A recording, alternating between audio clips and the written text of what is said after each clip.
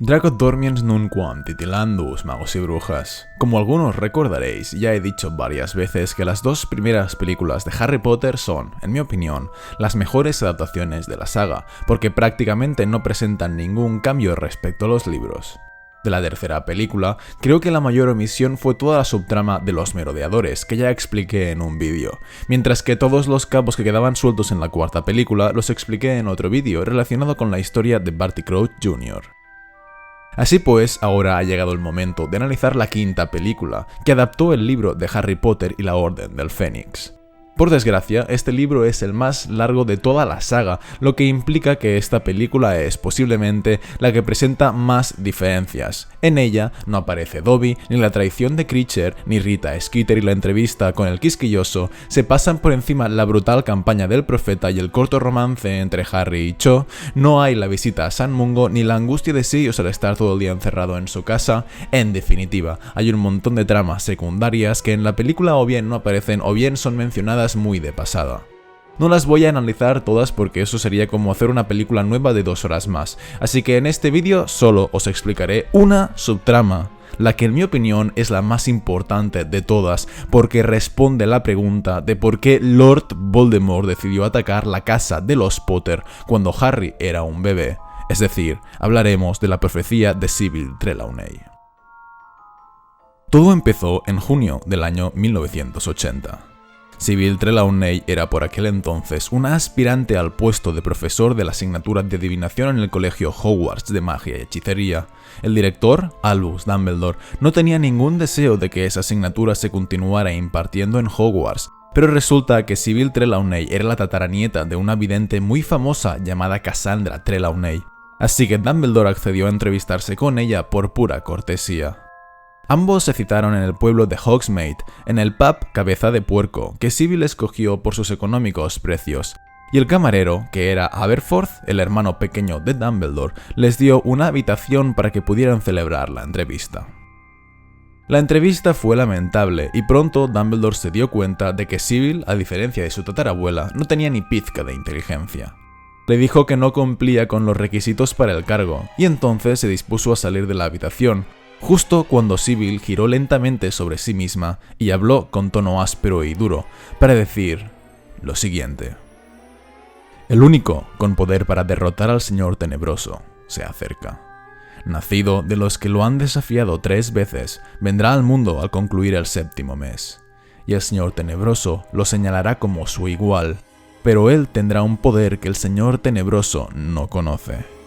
Y uno de los dos deberá morir a manos del otro, pues ninguno de los dos podrá vivir mientras el otro siga con vida.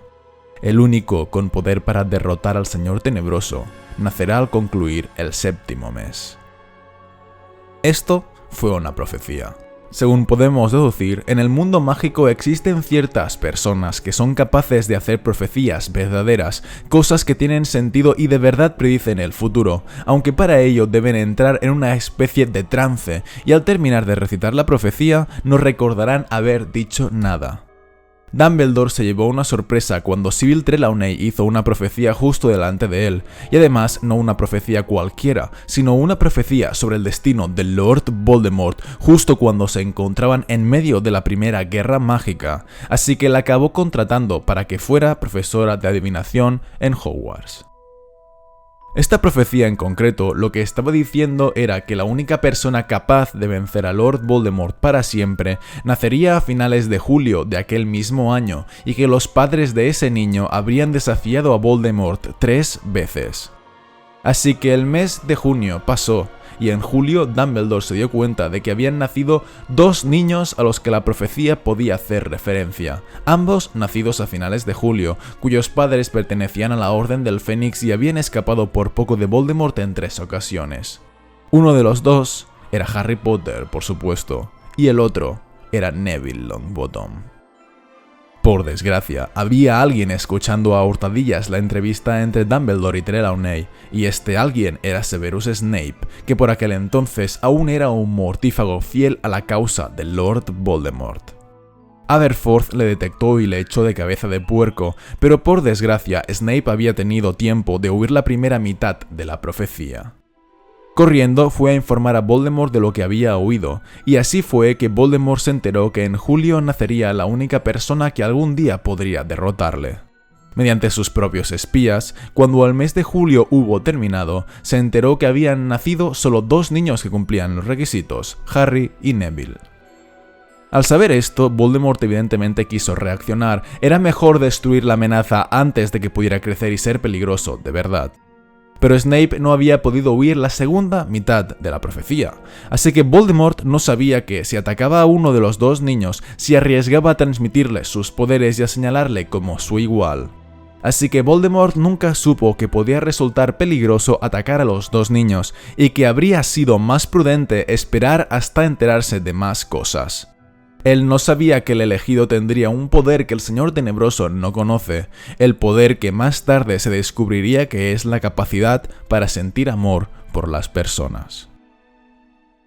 Así fue que Voldemort, de entre Neville y Harry, escogió al que consideró que suponía un mayor peligro para él, y no escogió a Neville, que era un sangre limpia, alguien que, según lo que él creía, era el único que merecía llamarse mago, sino que en su lugar escogió a Harry, un sangre mestiza, igual que Voldemort. Él se identificó con Harry antes incluso de verle, y al atacarle y señalarle con la cicatriz en la frente no le mató, como pretendía hacer, sino que le dio unos poderes que le capacitarían para acabar derrotándole en un futuro. En otras palabras, Voldemort fue quien dotó a Harry, de manera inconsciente, de las armas con las que lo podría vencer. Si Voldemort no hubiera hecho nada, si no hubiera atacado a nadie, si simplemente hubiera esperado, entonces no habría señalado a ninguno de los 2 como su igual y la profecía no habría podido cumplirse. Pero Voldemort intentó impedir la profecía matando a Harry cuando aún era un niño, y con eso lo único que consiguió fue lo opuesto. Voldemort hizo cumplir la profecía por culpa de intentar impedirla. No sabemos por qué tardó tanto en reaccionar, pero no se dedicó a atacar a Harry hasta 1 año y medio después de su nacimiento. Snape, que amaba a la madre de Harry, intentó convencerle de que el niño de la profecía no era él, sino que era Neville, para que así Voldemort atacara a los Longbottom y dejara en paz a los Potter. Pero Voldemort no le hizo caso. Fue por eso que Snape le traicionó y avisó a Dumbledore para que los protegiera, así que Dumbledore avisó a los Potter, quienes hicieron el encantamiento Fidelio confiando en Colagusano, quien les traicionó. Pero al atacar a Harry, la maldición asesina rebotó contra Voldemort gracias al sacrificio de Lily, y así descubrió que se había equivocado, que no había cumplido los términos de la profecía. Fue por eso que, años después, cuando Voldemort recuperó el poder, lo primero que decidió hacer antes de planear ningún ataque o ninguna estrategia fue buscar la profecía, para poder conocerla por entero, saber qué era lo que Snape no había escuchado, saber por qué se había equivocado y cómo podía destruir a Harry.